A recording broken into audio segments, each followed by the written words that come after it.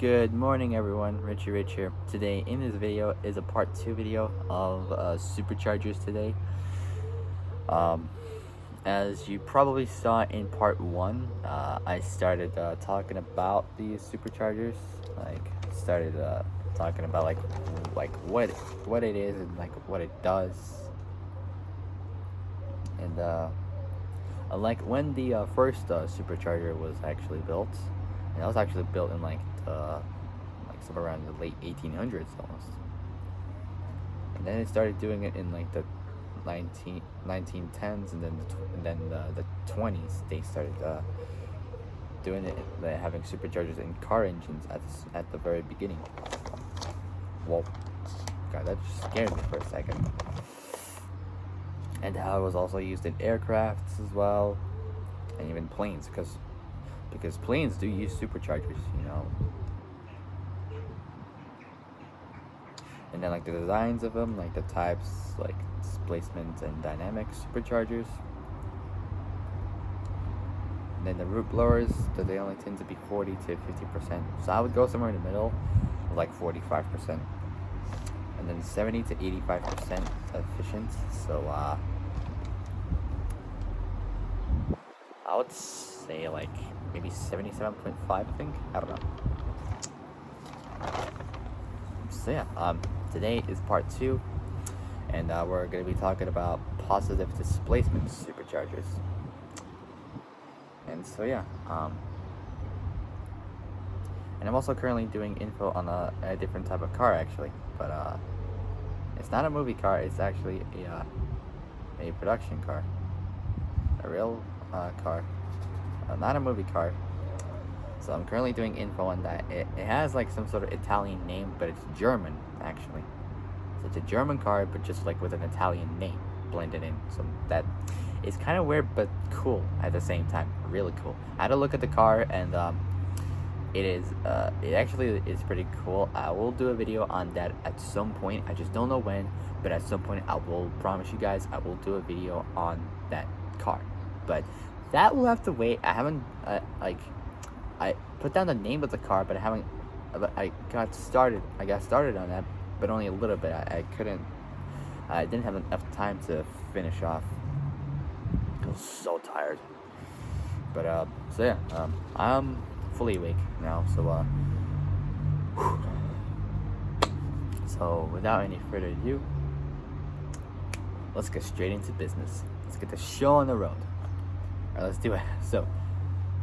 Okay, so positive displacement. So that's what we're talking about now. So positive displacement pumps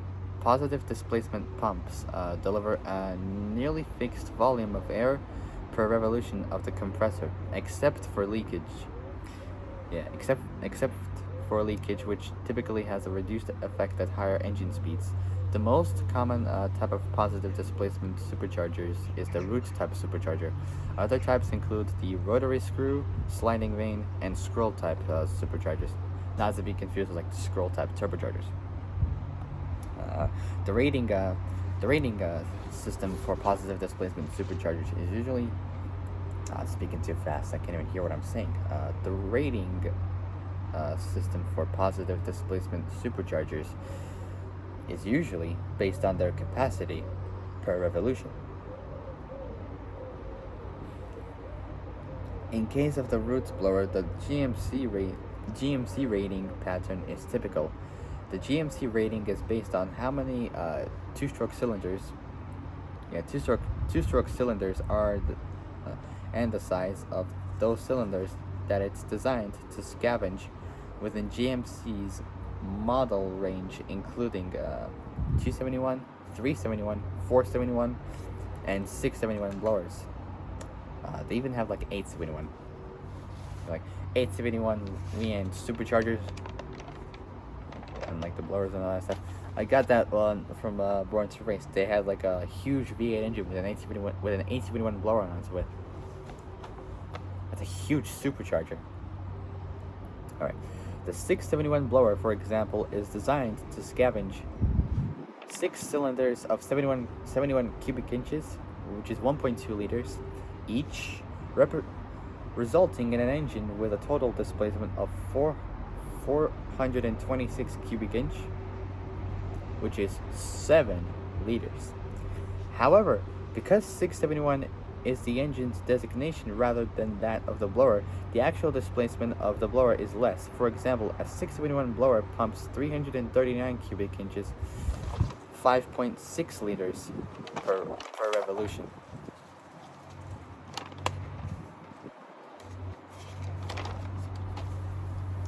So yeah, 5.6 liters per revolution.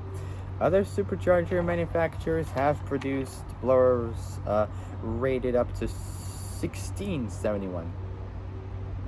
I wonder how much liters would that even take, and how much power that would take as well. Next we got dynamic.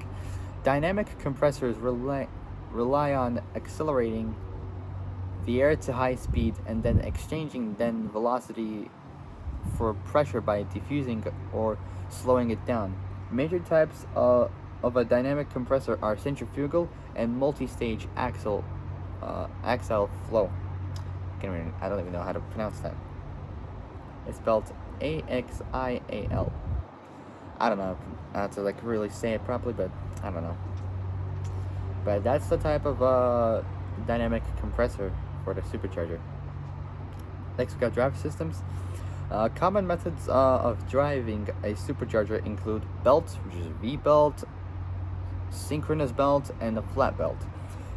Direct drive, gear drive, chain drive, variable speed ratio, variable ratio, centrifugal and electric superchargers use an electric motor rather than a mechanical power source.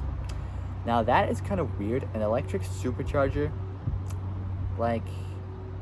you wouldn't even hear the supercharger whine if it was electric. What's the point of having a electric supercharger when you can have a normal one which goes like that? I can't even do the supercharger whine at all. I mean, I could only do the turbo, which is this. Almost sounds like the waist gain.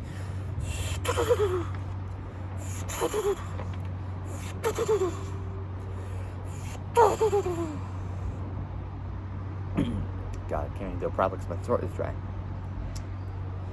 So yeah, I'm more into turbos than superchargers because turbos are much lighter than superchargers. Right. So next we got the effects of fuel octane racing. But fuel octane rating. There we go. Fuels with a higher octane rating are better able to resist both auto ignition and detonation. As a result, the amount of boost supplied by the superchargers could be increased, resulting in an increase in engine output. The development of 100 octane aviation fuel, pioneered in the USA in the 1930s, enabled the use of higher boost pressures to be used on high-performance aviation engines and was used to vastly increase the power output for several speed record airplanes. Military use of high-octane fuels began in early 1940 when 100 octane fuel was delivered to the British RAF fighting in World War II. The German Luftwaffe, which is spelled it's spelled Luftwaffe. So it's pronounced Luftwaffe, I think. I don't know. My German is not good at all. I can say 1, 2, 3, Guten Morgen, Guten Tag, Ja, Nein, Autobahn, Nordschleife. My German is pretty poor. It's not good at all, I'll admit. I mean, it's kind of alright, but not that much. Not that much at all. So military use of high-octane fuels began in early 1940 when 100 octane fuel was delivered to the British RAF fighting in World War II. The German Luftwaffe also had supplies of a similar fuel. Increasing the octane rating became a major focus of aero engine development for the remainder of the war, with later fuels having up to a normal 150 octane rating. Using such fuels, aero engines like the Rolls-Royce Merlin 66 and Daimler-Benz DB605 DC produced power outputs of up to 1500 kilowatts, 2039 horsepower, uh, 2,000 horsepower. Like I believe most drag cars use like that much, like more than 2,000 horsepower. Like drag cars usually use that much power. Next, we got heating of intake air. One disadvantage of forced induction, i.e., supercharging or turbocharging, is that compressing the intake air increases its temperature. For an internal combustion engine, the temperature of the intake air becomes a limiting factor in engine performance. Extreme temperatures Extreme temperatures can cause pre-ignition or knocking, which reduces performance and can cause engine damage. The risk of pre-ignition, which is knocking, increases with higher ambient air temperatures and higher boost levels. Before we move on to the next one, I'm going to see how much info we got left over. Oh man, we got so much. Got a few pages to go. Oh, come on.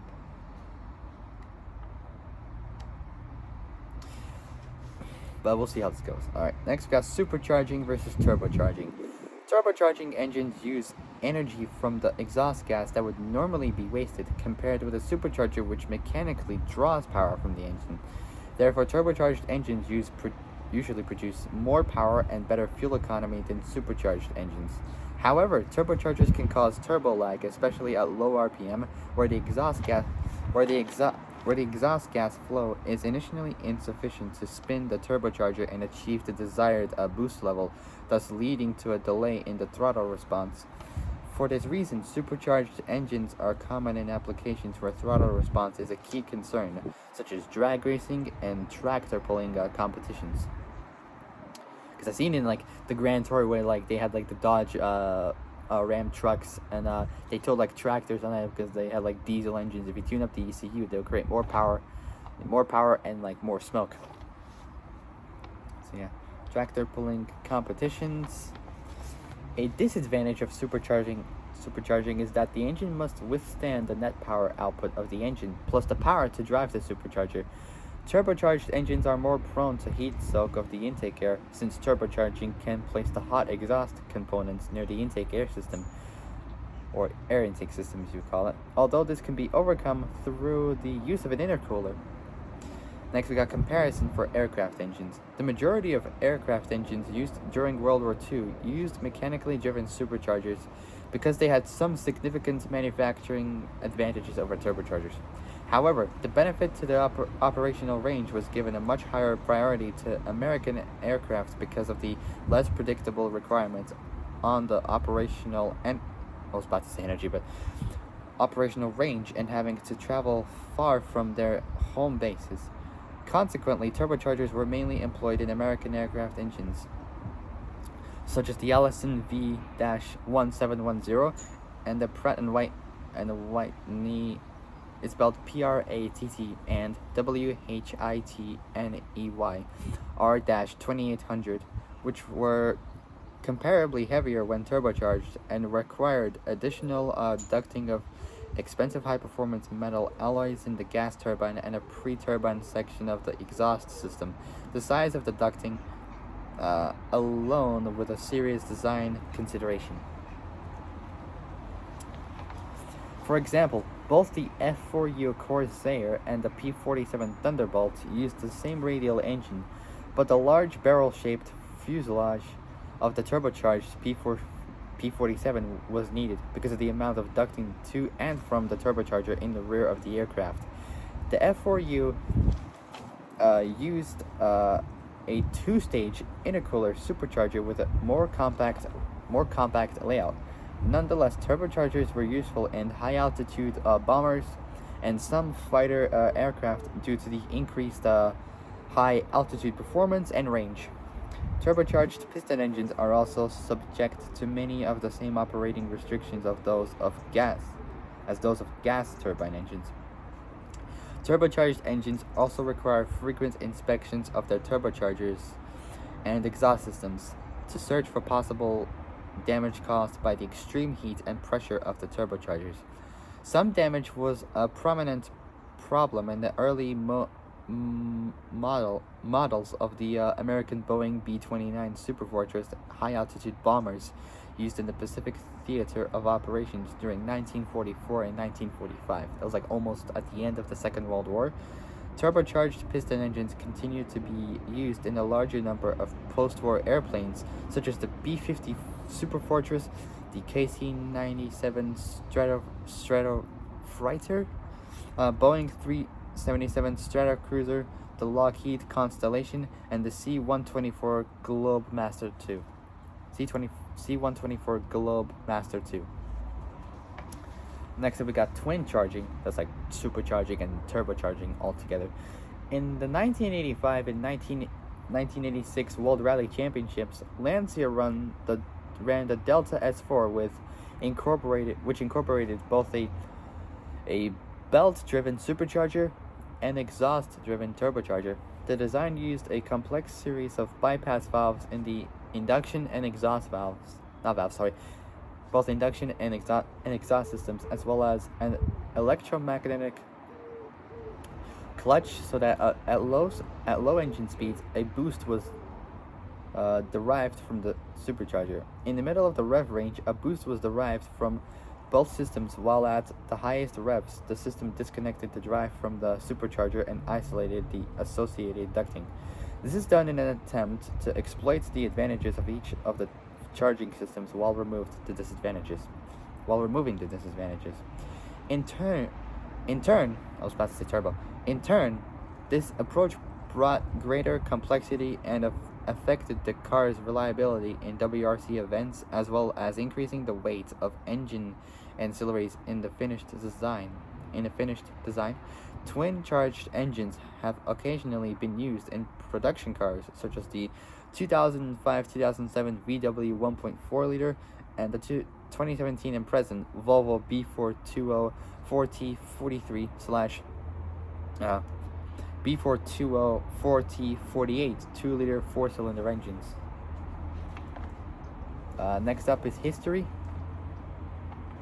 In 1849, G. Jones of Birmingham, England, began manufacturing a lobe pump compressor to provide ventilation for coal mines.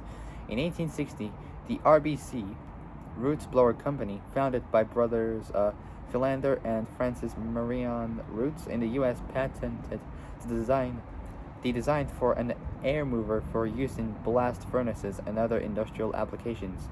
This air mover and Birmingham's ventilation compressor both use designs similar to that of the later Roots type superchargers. In March 1878, German engineer Heinrich Krieger, I can't really pronounce that well. Heinrich Krieger. Sorry. My throat is dry. I can't even say the word properly. I'll spell it out for you. It's spelled Heinrich Krigar. Heinrich Krieger. It's not that good for me. My German is not good at all. I'll admit it. It's kind of poor.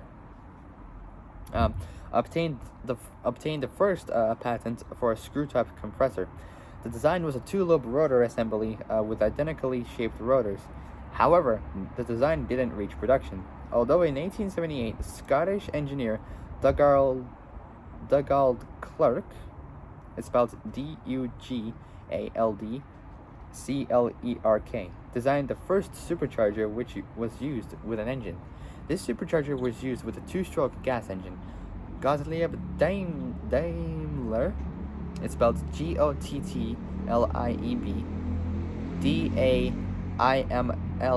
received a German patent for supercharging an internal combustion engine in 1885, and that was the year that the car was actually made by Carl Benz. Their first ever cars were ever made. Before all other manufacturers used the same exact before all other manufacturers made the cars in that kind of time. Next, we got usage in cars. Usage in cars. The world's first series produced cars with superchargers were the 1.6 liter Mercedes 6/25 horsepower and 2.6 liter Mercedes 10/40 horsepower, both of which began production in 1923, so that was over 100 years ago. They were marketed as compressor. It's the word compressor, but without the C, it's with a K. Models, a term which was used for various models until 2012, so like over 10 years ago. Almost like over 10, 11 years ago, somewhere around there. Supercharged race cars from around this time included the 1923, sorry, I had a notification from YouTube. Supercharged race cars from around this time included the 1923 Fiat 805/405, not slash, but dash, so it's 805-405, the 1923 Miller 12, 1924 Alfa Romeo P2, 1924 Grand Prix season car from Sunbeam, 1925 Delage, it's spelled Delage, and the 1926 Bugatti Type 35C, which I quite love. That's a beautiful looking car. It's worth like millions and millions of euros. Amongst the most famous supercharged cars is the Bentley 4.5 liter, which was introduced in 1929. In 1935, the development of screw-type superchargers reached a milestone when Swedish engineer Alf Lysholm, I think it's spelled Lysholm, Alf Lysholm, I think, I don't know. I never really know Sweden at all. I really never know Swedish at all. Patented a design for a rotary screw compressor with 5 female and 4 male rotors. In the 21st century, supercharged production car engines have been less common as manufacturers have shifted to turbocharging to achieve both higher fuel efficiency and power outputs.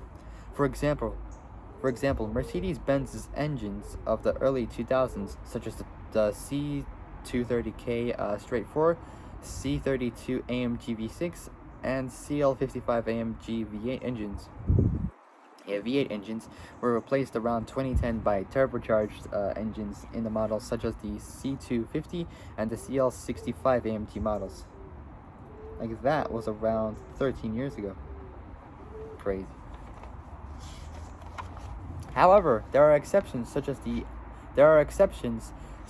Audi 3-liter TFSI supercharged V6 introduced in 2009, and the Jaguar AJ-V8 supercharged V8 upgraded to the Gen 3 version in 2009.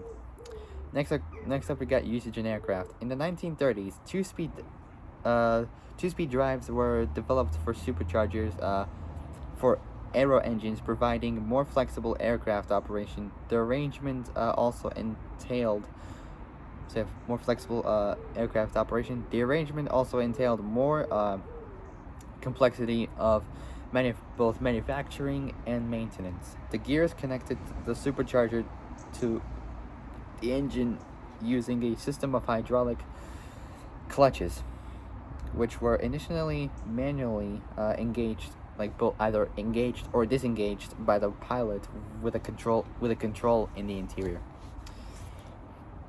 At low altitudes, the low-speed gear would be used to prevent excessive boost levels. At higher altitudes, the supercharger could be switched to a higher gear to compensate for the reduced intake air density. In the Battle of Britain, the Spitfire and Hurricane planes powered by the Rolls-Royce Merlin engine were equipped largely with single-stage and single-speed superchargers. In 1942, two-speed, two-stage supercharging with aftercooling was applied to the Rolls-Royce Merlin 61 Aero engine. The improvement performance allowed the aircraft they powered to maintain a crucial advantage over the German aircraft they opposed throughout World War II, despite the German engines being significantly larger in displacement. Two-stage superchargers were also always two-speed. After the air was compressed in low pressure stage, the air flowed through a heat exchanger, also known as an intercooler, where it's cooled before being compressed again by the high pressure stage, and then possibly also aftercooled in another heat exchanger. Next, we got usage in aircrafts. So I'm pretty much probably get this finished. We got altitude effects. Due to the reduced air density at higher altitudes, both supercharging and turbocharging have often been used in aircraft engines. For example, the air density at 30,000 feet, which is like 9,100 millimeters, is a third of that at sea level, resulting in a third as much fuel being able to be burnt in a naturally aspirated engine. Therefore, the power output would be greatly reduced. A turbocharger, can be thought of either as artificially increasing the density of the air by compressing it, or as forcing more air than normal into the cylinder every time the piston moves down on the intake stroke. Since a supercharger is usually designed to produce a given amount of boost at high altitudes where the air density is lower, the supercharger is often oversized for low altitude. To prevent excessive boost levels, it's important to monitor the air. To prevent excessive boost levels, it's important to monitor the intake manifold pressure at low altitude. As the aircraft climbs and the air density drops, the throttle can be progressively opened to obtain the maximum safe power level for a given altitude. There we go. The altitude at which the throttle reaches full open and the engine is still producing full rated power.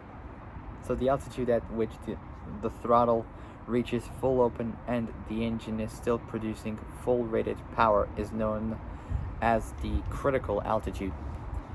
Above the critical altitude, engine power output will reduce as the supercharger can no longer fully compensate for the decreasing air density. Another issue encountered at low altitudes, such as at ground level, is that the intake air is warmer than at high altitude. Warmer air reduces the threshold at which engine knocking can occur, especially in supercharged or turbocharged engines. Methods to cool